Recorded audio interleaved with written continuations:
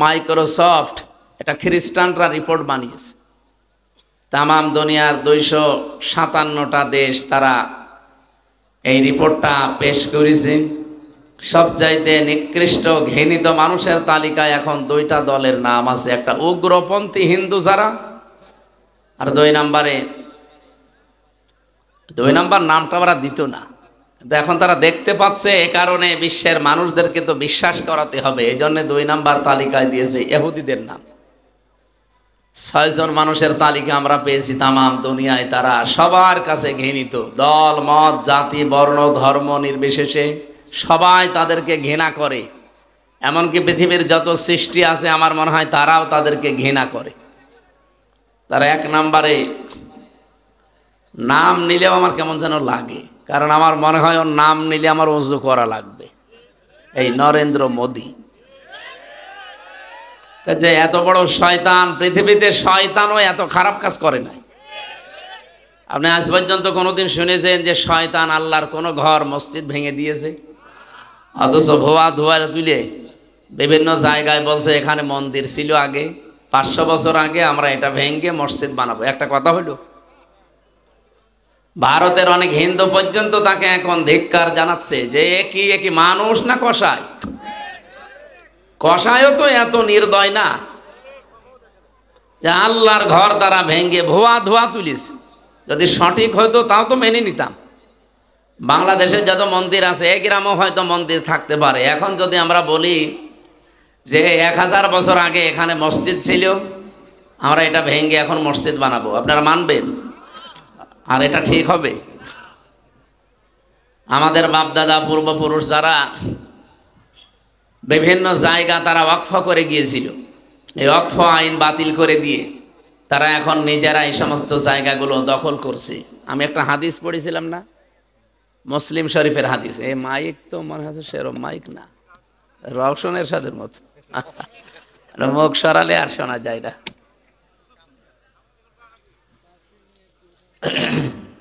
এত কাছে নিলে তো গলায় চাপ পড়বে।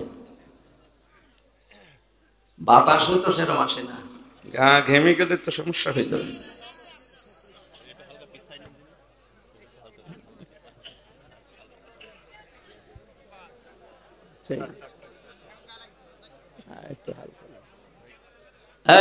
আপনাদের তো কথা বলতে বলি নাই, স্টেজে লোক আছে, চুপ করে। হযরতে আবু যর রাদিয়াল্লাহু তাআলা আনহু থেকে বর্ণিত, বিশ্বনবী বলেন, মানিদ্দাআ মা লাইসা লাহু ফালাইসা মিন্না। এই পৃথিবীতে যেই জিনিস তোমার না, ওটা যদি তুমি দখল করে নিজের আয়ত্তে নিয়ে নাও, 2টা ক্ষতি হবে। ওই দিন থেকে ফালাইসা মিন্না, তুমি আর আমার উম্মত নেই। কি কথা বুঝতেছে? বাংলাদেশে দখলদারিত্ব এর আগে ছিল না। এই যে 54 বছর এটা চলছে, এখনো অনেকে লেগে আছে এই কায়দায়। কাজ বন্ধ করা লাগবে। এই কি করেন কি? ঠিক আছে, এদিকে তাকিয়ে থাকেন।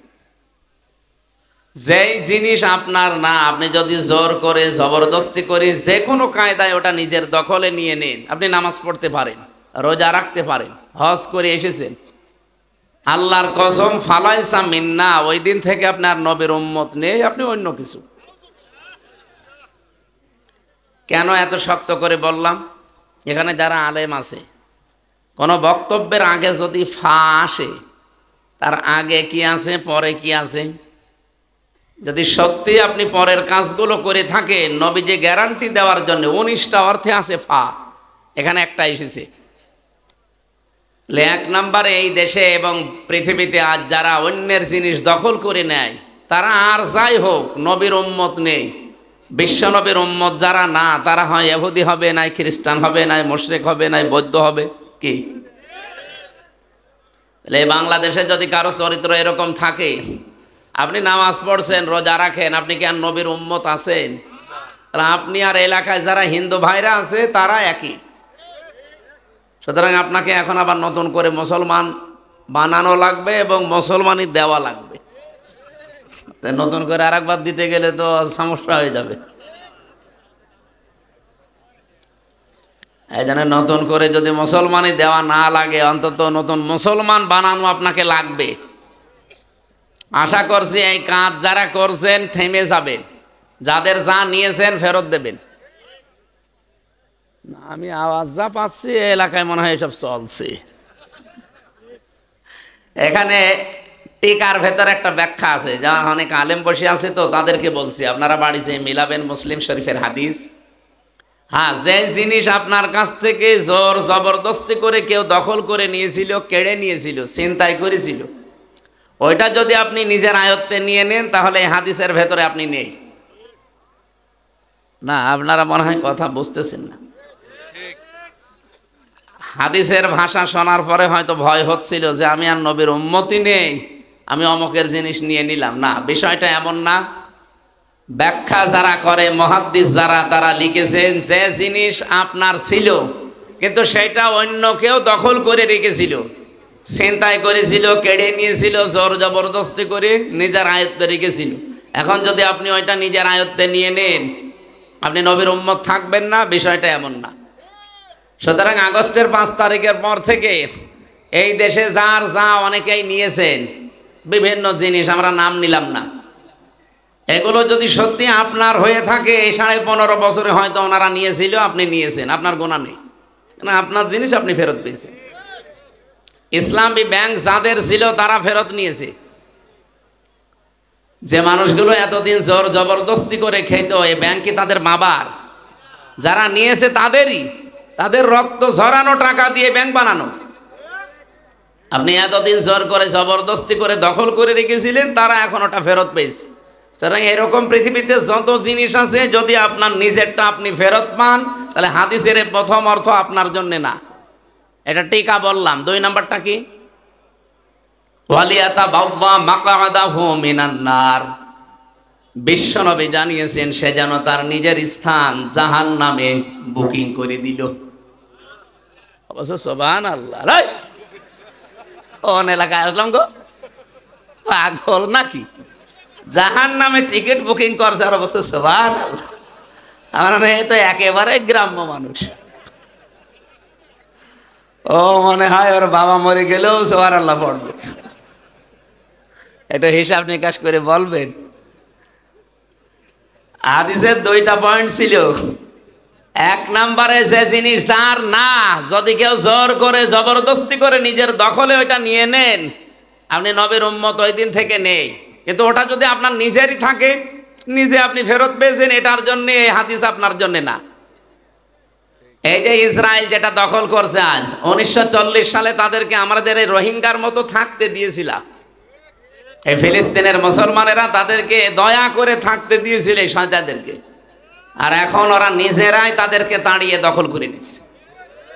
ওরা তো এমনিও জাহান্নামে যাবে। ওরা তো এই হাদিসের 2য় পয়েন্ট 100% তাদের জন্য।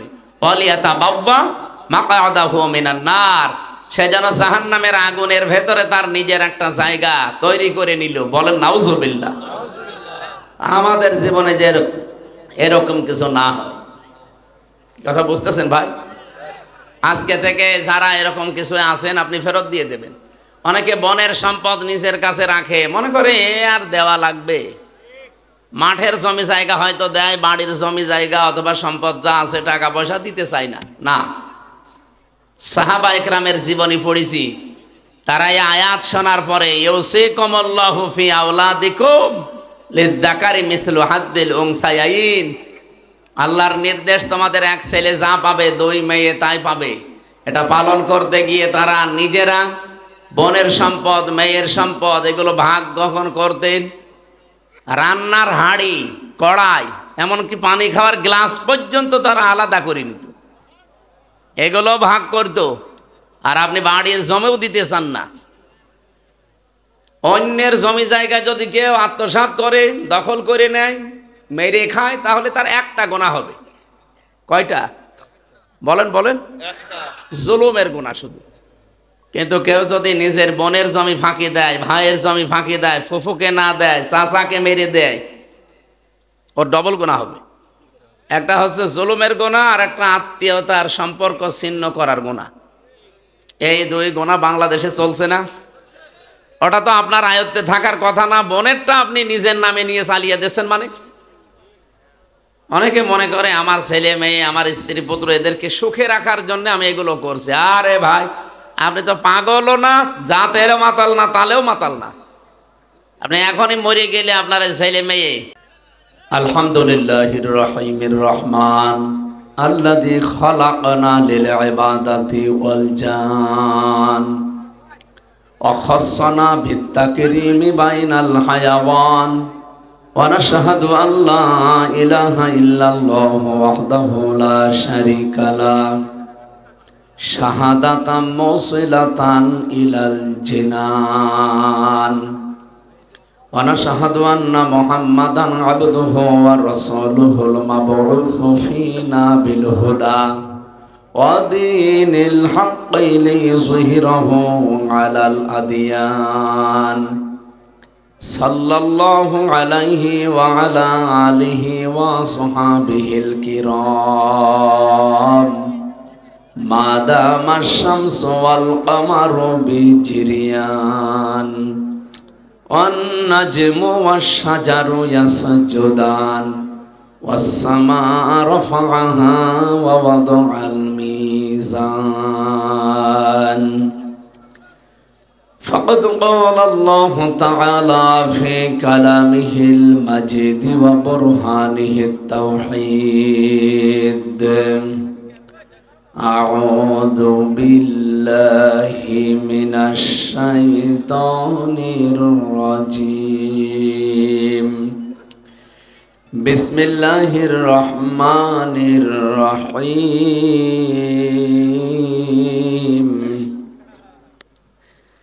إن الذين قالوا ربنا الله ثم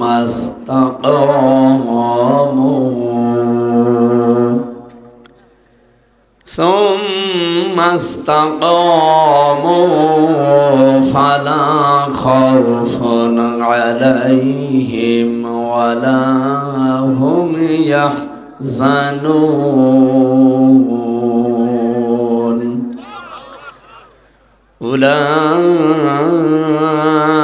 أولئك أصحاب الجنة خالدين فيها جزاء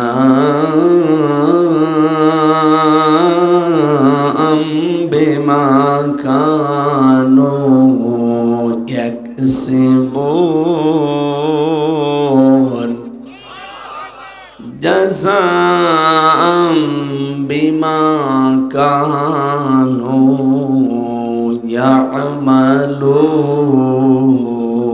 يعملون صدقت يا ربنا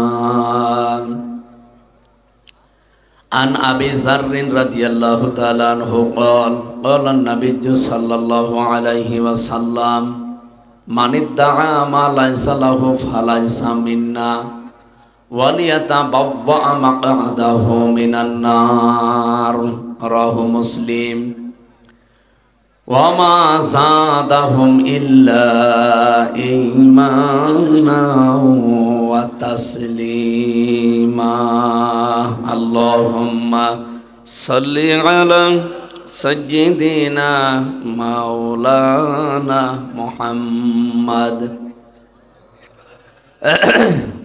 سبحان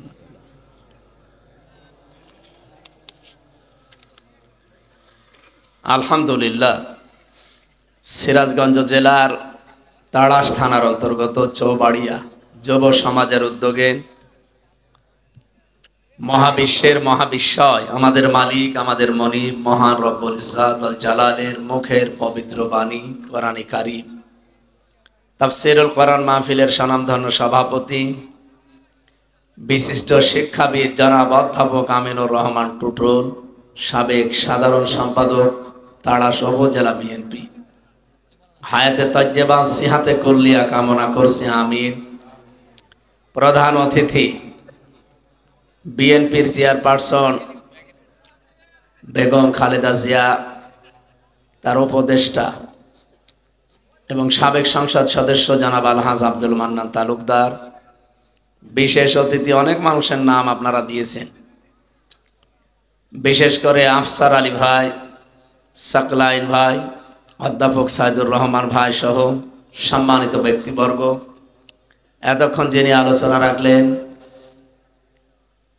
গাইবান্ধা থেকে আগত ইসলামিক চিন্তাবিদ মুফাসসিরে কোরআন মাওলানা গোলাম রব্বানী যুক্তিবাদী, সম্মানিত অতিথি জনাব আলহাজ আবু হানিফ, জনাব আব্দুস সাত্তার মোল্লা, আতালাল্লাহু উমরাহু ওয়া বারাকাল্লাহু ফি হায়াতি, আমিন। মঞ্চে বসা সম্মানিত ওলামা ইকরাম, সামনে বসা মুসলমান ভাইরা, পর্দার আড়ালের সম্মানিতা মা এবং বোনেরা, অন্য ধর্মের যারা আছেন সবাইকে আমাদের কোরআনের অনুষ্ঠানে ওয়েলকাম জানাচ্ছি। ওয়াইন আহাদুম মিনাল মুশরিকিন আস্তাজারাকা ফাজিরহু হাত্তা ইয়াসমাআ কালামাল্লাহ সুম্মা আবলিগহু মা'মানা। এই কথা বলেন কেন আপনি? দাঁড়িয়ে আছে, দাঁড়িয়ে থাক, বসেন, জায়গা পেলে বসেন, নাই দাঁড়িয়ে থাকেন। অন্য ধর্মের বিভিন্ন ভাইরা বোনেরা যারা বিভিন্ন জায়গায় আছেন আপনাদেরকে ওয়েলকাম জানাচ্ছি। কোরআন আমাদেরকে নির্দেশ দিয়েছে, হে নবী, মুশরিকরাও যদি কোরআনে কারীম শুনতে আসে আপনি তাদেরকে সহি সালামতে নিরাপত্তার সাথে ব্যবস্থা করে দেবেন, শোনা শেষ হয়ে গেলে বাড়ি পর্যন্ত তাদের পৌঁছিয়ে দেবেন। সুতরাং পৃথিবীতে পরধর্ম সহিষ্ণু এই একটাই ধর্ম আছে, তার নাম ইসলাম। এই যে ভারতবর্ষ 1197 সাল থেকে আরম্ভ করে এই যে 2025 পর্যন্ত চলছে, আপনি ইতিহাস আমার কাছে লেখা আছে, যতগুলো শাসক পার হয়েছে, কেউ 11 বছর, কেউ 13 বছর, কেউ 15 বছর, এভাবে পার করেছে তারা। 750 বছর একাধারে ভারতবর্ষ শাসন করেছিল, কিন্তু তাদের টার্গেট ছিল না যে এলাকায় কোনো হিন্দু থাকবে না। কিন্তু এখন আমরা কিছু উগ্রপন্থী হিন্দু দেখতে পাচ্ছি, সব হিন্দু না, যে উগ্রপন্থী সন্ত্রাসী যারা, এরা পৃথিবীর নিকৃষ্ট মানুষের তালিকায় অলরেডি চলে গেছে। আপনারা হিন্দু ভাই বোন যারা আছেন আপনারা অন্যদিকে নিয়ে যাবেন না, আমি সঠিকটা বলছি। আপনি পৃথিবীর ইতিহাস এখন একটু পর্যালোচনা করেন, বিশেষ করে